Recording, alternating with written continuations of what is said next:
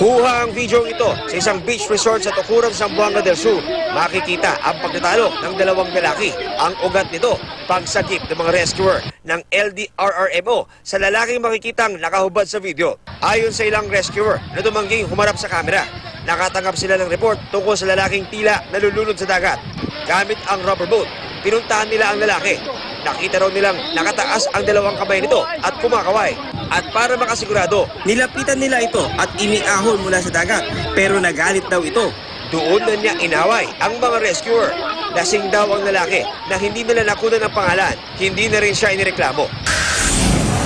5 araw naman na nagpalutang-lutang sa dagat ang lalaking ito bago nasagip. Nagbabangka sila nang makita nila ang lalaki.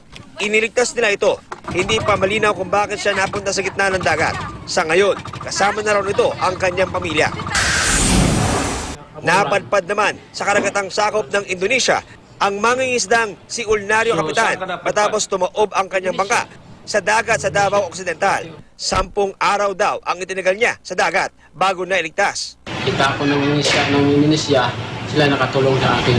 Ikinulong muna siya sa Indonesia bago nakauwi sa bansa sa tulong ng Embahada ng Pilipinas doon. John Consulta, Nakatutok, 24 Oras.